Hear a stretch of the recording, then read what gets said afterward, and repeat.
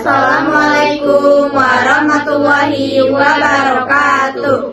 Hai semuanya, kami dari kelompok 4 Sosiologi. Kami di sini akan membahas dengan tema mengenai respon anak usia dini terhadap kemajuan teknologi digital di era globalisasi.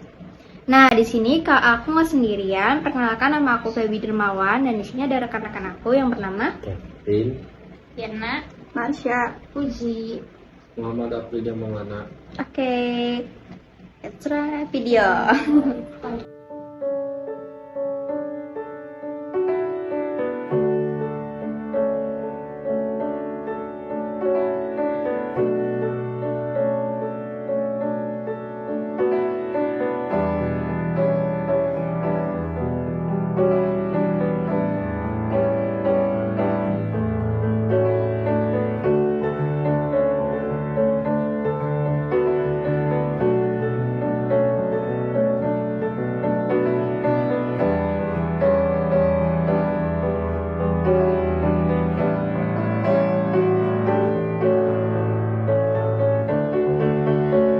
Ini saya akan mewawancarai salah satu pengamat yang ada di Cibadak.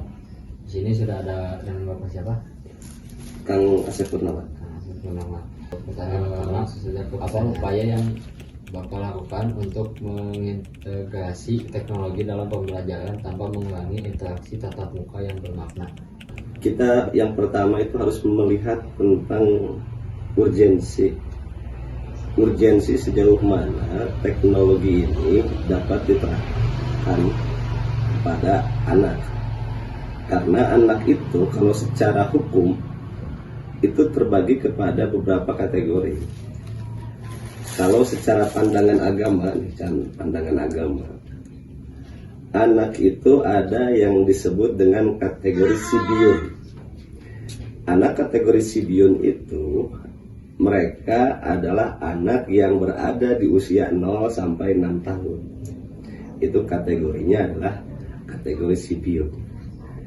Lebih daripada 6 tahun itu disebut dengan kategori mumayyizun. Apa itu mumayyizun?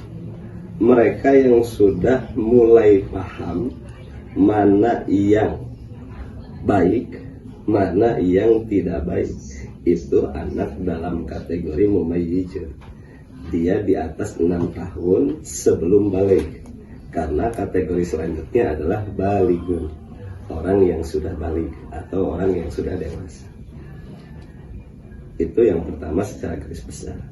Yang kedua adalah di dalam kategori sibiun itu belum ada contoh langsung dalam konteks 0 sampai 2 tahun. Itu tidak ada contoh langsung karena di situ masih fase sibiun ar-raudah, anak-anak yang masih dalam sepersusuan atau masih dalam konteks menyusu asik. Masuk ke dalam usia 3 sampai 6 tahun, nah di sini sudah mulai masuk pendidikan. Maka di Indonesia di dalam usia ini ada kelompok bermain atau ada kelompok belajar, ada juga PAUD, pendidikan anak usia dini. Nah, di dalam kategori anak usia dini kita juga harus melihat, karena kita masih dalam berbicara pandangan Islam atau pandangan agama, di dalam konteks anak di usia 4 sampai 6 tahun secara pandangan Islam atau secara pandangan syariat, di sini anak itu masih dalam kategori mengikuti orang tua, mengikuti kebiasaan. Karena maka diterapkan anak usia 4 sampai 6 tahun itu yang pertama dia adalah belajar tentang sosialisasi. Kalau diberikan gadget itu dampaknya dia akan sulit untuk bersosialisasi dengan orang lain. Di usia ini dia harus sudah mulai mengenal tentang nilai. Anak di usia ini kalau orang tuanya sholat, dia ingin sholat. dia ingin ikut-ikutan sholat. Kalau orang tuanya mandi, si anak ini juga ingin ikut-ikutan mandi. Anak di usia 4 tahun itu. Kalau ayahnya ke masjid, anak juga ingin ikutan ke masjid. Kalau orang tuanya main gadget, anak pun akan penasaran dengan gadget. Bagaimana kalau misalkan anggaplah kita ngambil dulu yang belum difasilitasi gadget. Ketika si anak di usia ini, atau anggaplah di tahun saya itu belum difasilitasi gadget, maka interaksi dengan anak di usianya itu akan jauh lebih mudah. Jauh lebih mudah. Karena dia belum mengenal. Nilainya akan mulai mengikuti nilai aspek sosial. Tergantung nanti lingkungan. Kalau lingkungannya misalkan ada gerakan maghrib mengaji, dia akan penasaran tuh karena teman-temannya di usia itu pada waktu maghrib pada mengaji. Nah, karena itu secara normalnya begitu. Atau kita melihat sudut pandang ketika teknologi ini sudah masuk.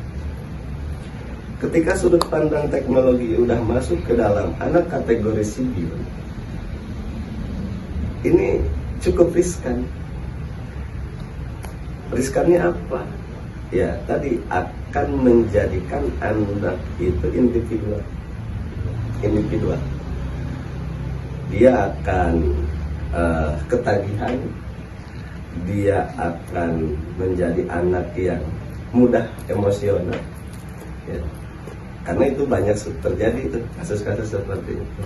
Nah, maka ketika masuk ke dalam teknologi ini harus dalam pengawasan orang tua. Itu di kategori anak usia sipil. Kemudian ketika hari ini teknologi sulit untuk dibendung, orang tua kemudian sibuk, malah terkadang sebagian orang tua dengan sengaja memberikan gadget kepada anaknya padahal masih di usia sipiun atau di usia balita atau di usia PAUD.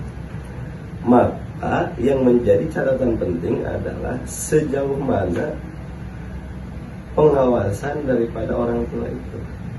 Ya. Jangan sampai tadi ketika tidak diberikan, dia akan menjadi anak yang tantrum misalnya. Maka di situ butuh pengawasan dan fokus orang tua. Contoh misalkan hanya difasilitasi di waktu-waktu tertentu. Itu secara titik pengawasan. Tapi yang menjadi catatan di dalam konteks ini adalah kita contoh misalkan mengambil dalil hukum. Ya ayyuhalladzina amanu qu anfusakum wa ahlikum nar. Wahai orang-orang yang beriman, jagalah diri kalian dan keluarga kalian dari api neraka. Nah, menjaga diri dari api neraka itu kan berarti harus sudah dalam konteks sejak dini. Karena banyak hari ini kasus-kasus terjadi di usia mumayyizun, di usia lebih daripada 6 tahun, itu sudah terjerumus ke dalam tontonan-tontonan yang negatif. Karena dia punya kebiasaan sejak kecil sudah bermain dengan gadget. Maka dalam konteks ini seharusnya gadget itu pandangan saya bisa diterapkan bagi anak-anak yang sudah masuk ke dalam kategori mumayyizun, yaitu anak yang di atas lebih dari 6 tahun atau tingkatannya SD, itu baru mulai masuk. Tapi kalau di tingkatan PAUD itu sangat krusial dan tidak baik. Bagaimana Bapak membantu siswa agar dapat menggunakan teknologi secara positif dan mengatasi tantangan yang mungkin muncul? Bagaimana cara saya memantau anak-anak ketika misalkan hari ini teknologi masuk ke dalam kurikulum pendidikan misalnya? Ya otomatis kita sebagai orang tua dan juga sekaligus sebagai dewan guru ataupun sebagai pemilik daripada yayasan ataupun pengelola daripada PAUD ini, yang pertama adalah materi atau bahan apa, materi atau bahan apa yang kemudian harus diterapkan secara tidak terlalu tidak terlalu intens. Contoh misalkan saya di sini di dalam pengelolaan lembaga ini hanya menggunakan terapan gadget itu pada lagu, khususnya ketika senam. Ya, itu baru ada terapan penggunaan gadget itu dalam konteks ketika senam atau ketika dalam konteks memberikan contoh gambar gitu. Karena kalau di sekolah itu dia tidak ada hal-hal yang sifatnya urgent terhadap gadget. Beda ketika di rumah. Kalau di rumah orang tua cara membangun motorik siswanya atau cara membangun motorik anaknya itu berbeda-beda. Kalau saya contoh misalkan anak saya sedang belajar, sedang menggambar, atau sedang ingin menulis. Gadget ini hanya diperuntukkan sebagai contoh. Contoh, ini cara menggambar gambar gunung, warnanya seperti ini dan lain sebagainya. Itu biasa salah satu cara orang tua. Atau ada juga cara orang tua itu yang tidak langsung diperlihatkan secara gadget. Bisa caranya dengan di print dulu, di screenshot dulu, di print dulu, baru disuruh lihat contoh. Jadi tergantung daripada terapan masing-masing. Cuma untuk saya itu kurang lebih seperti itu. Begitu. Di sini saya akan mewawancarai salah satu orang tua. Ya, sini saya dengan Ibu siapa? Ibu Yosi. Ibu Yosi, di mana Ibu melihat pengaruh perkembangan teknologi terhadap perilaku dan kebiasaan anak Ibu. Terlepas dari itu ada dua dampaknya, ada positifnya, ada negatifnya. Untuk positifnya mungkin dalam cara belajar lebih cepat. Alami anak ibu ya, jadi susah tidur gitu. Dampak negatifnya susah tidur, terang main, gitu, kebanyakan di gadget gitu. Kalau dari Ibu sendiri, menurut Ibu, Ibu lebih pro atau kontra terhadap adanya perkembangan teknologi digital ini? Pro juga ya, karena terlepas itu kan lebih canggih. Cuma kita orang tua harus bisa membatasi ada waktunya di sekolah. Sebisa mungkin jangan dikasih kecuali hari libur. Apakah Ibu mengamati adanya tantangan atau risiko yang mungkin dialami anak-anak akibat penggunaan teknologi dan semacam itu? Resiko yang ibu takutkan kan semacam bisa ngebuka apa aja gitu ya. Jadi gitu anak di usia dini takutnya ngebuka yang gawat, kan udah banyak kejadian ya seperti. Kalau menurut Ibu sendiri, lebih adanya teknologi itu membuat anak itu menjadi ketergantungan atau tidak? Sebetulnya iya, jadi ketergantungan. Jadi saya juga anak kan 3 ya, susah ngelepasin itu semua. Karena sudah ketergantungan. Iya, gitu. Ini saya akan mewawancarai kepada Ibu. Ya, di sini sudah ada Ibu Raisa, selaku sebagai Guru. ya. Bagaimanakah Ibu menilai dampak pesatnya teknologi terhadap konsentrasi dan proses belajar siswa di kelas? Menurut saya, perkembangan teknologi ini memiliki dua sisi. Di satu sisi lain, teknologi mampu berkembang atau membantu proses belajar menjadi lebih menarik dan interaktif.